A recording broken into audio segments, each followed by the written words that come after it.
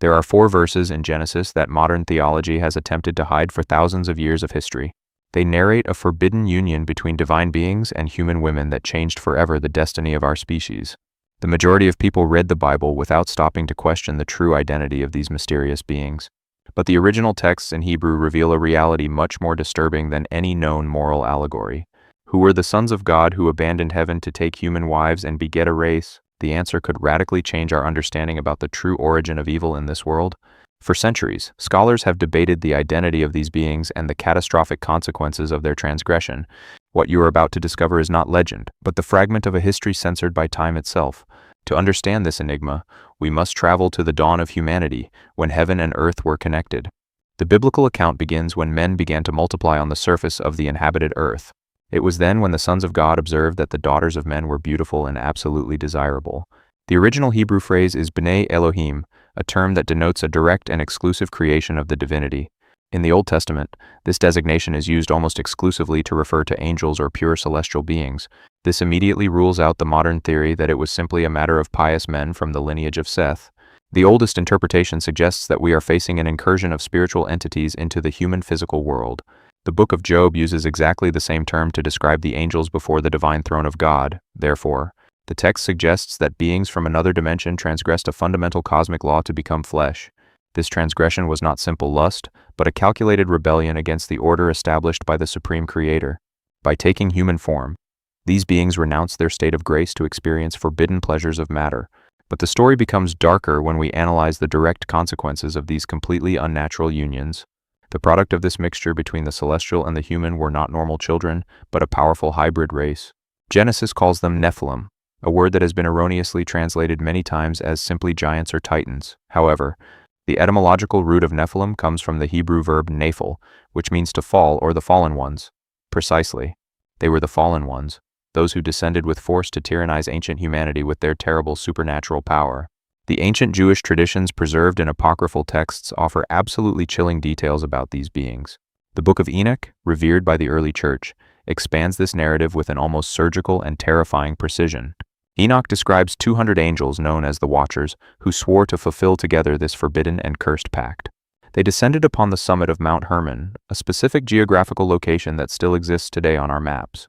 Their leader, Semjaza, feared that his subordinates would not have the necessary courage to finally consummate the forbidden act. But they all united with the human women, teaching them secrets that humanity was not yet prepared to know.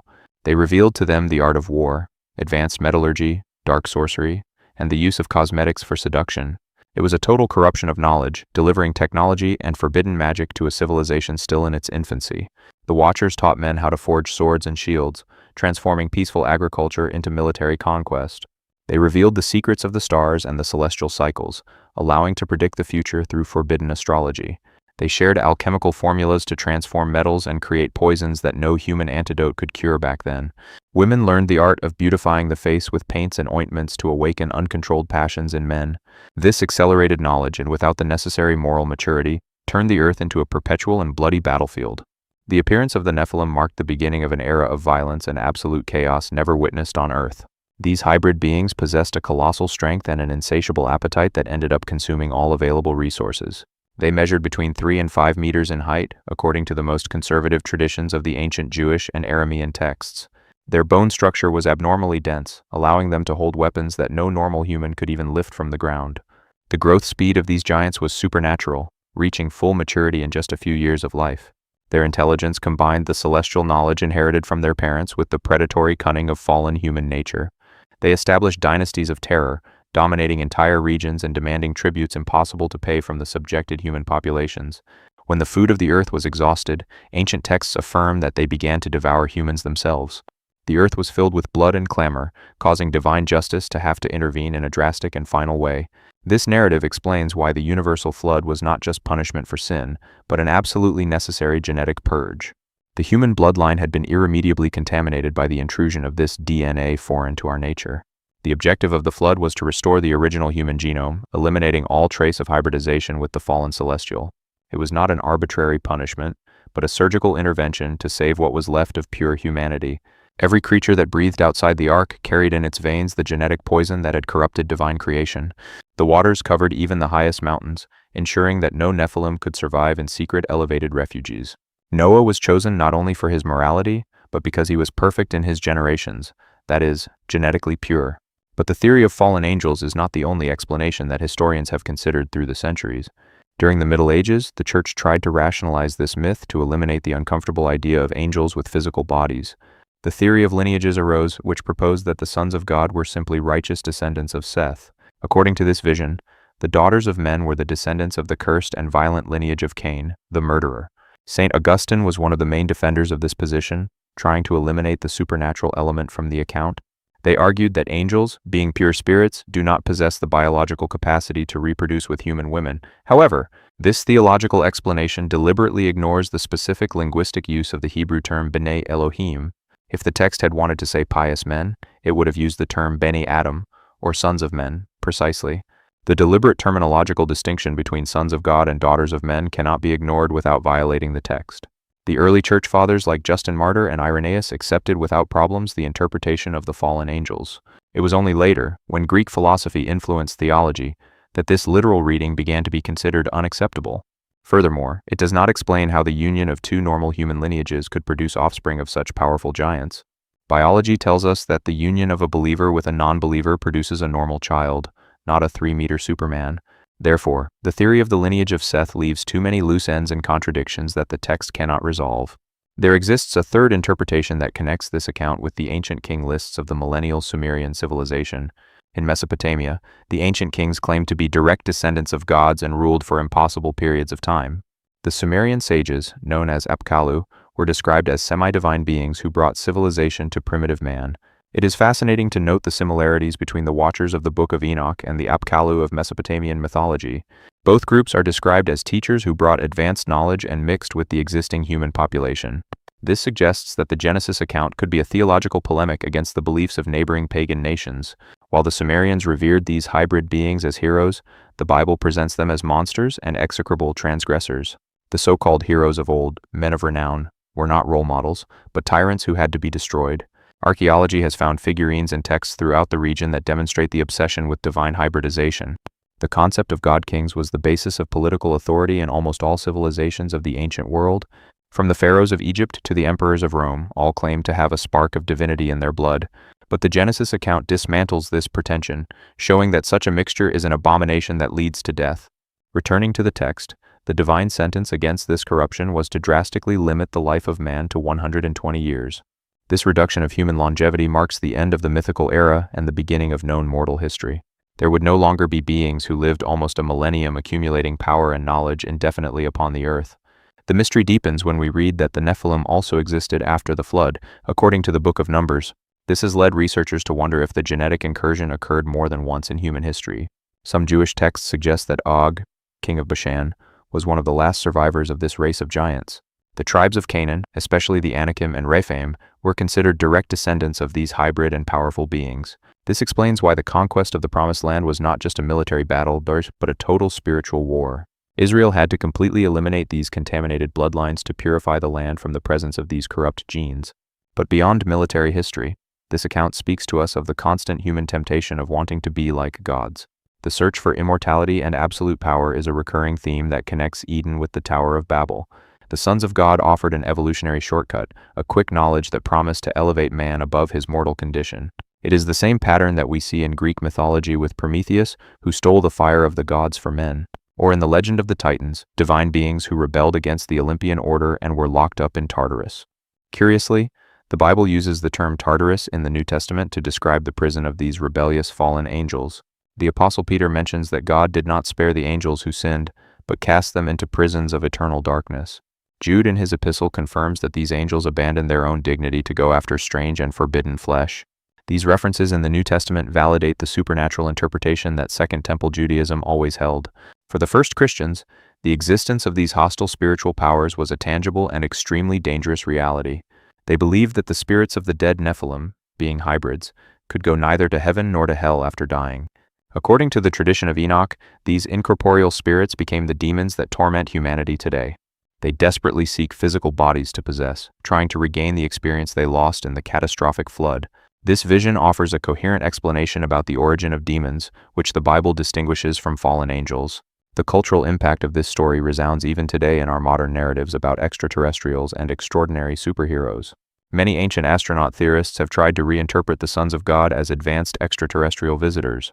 They see in the chariots of fire and in the beings that descend from heaven a primitive description of advanced alien technology. However, this materialistic vision ignores the profound spiritual and moral component that completely permeates the entire biblical text.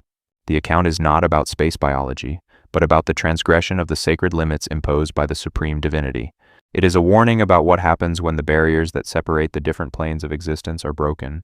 The figure of gods turned into humans represents the ultimate perversion of the natural order created in the very beginning. Instead of man rising toward God through virtue, the divine descends toward man through lust. It is a satanic inversion of the incarnation, where the spirit becomes flesh not to save, but to corrupt and dominate. When analyzing the Hebrew text, we find nuances that are completely lost in conventional translations into modern languages. The word for men in this passage is ha-Adam, referring to humanity in general, not just to the lineage of Cain. This reinforces the idea that the crisis was global and affected the entire biological structure of the complete human species. The grief of God expressed in Genesis upon seeing the evil is the response to the destruction of his image in man. The forbidden mixture threatened to erase the image of God, replacing it with the image of the cursed fallen ones. If the plan of the rebellious angels had succeeded, there would not have been any pure human being left to bring the Messiah. From this perspective, the account of Genesis 6 becomes the essential prologue to understand the rest of the Bible. It is the explanation of why the ancient world was saturated with idolatry, black magic, and limitless superhuman violence. The gods of the nations that demanded blood sacrifices could be distorted echoes of these historical and real beings. Mythology then would not be pure invention, but the traumatic memory of humanity about these catastrophic and real events. Zeus, Odin, Marduk, and other father gods could have their origin in the memories of the powerful ancient Nephilim leaders.